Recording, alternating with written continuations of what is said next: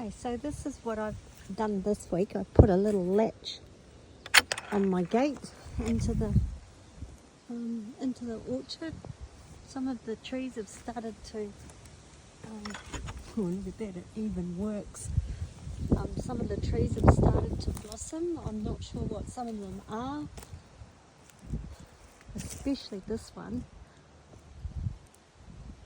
No clue what this one's going to be, but I'm hoping it's a fruit tree.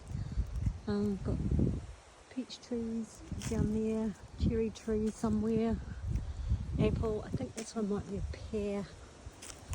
And then I went and built this to cover my plants.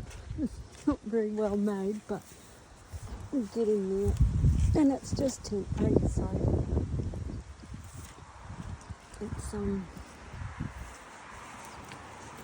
needing a few more supports on it, but at least it's keeping the animals out of my garden. And I've started filling it, doing the Hugel method. It got too cold and I got too sore shoveling all the dirt in it the other day.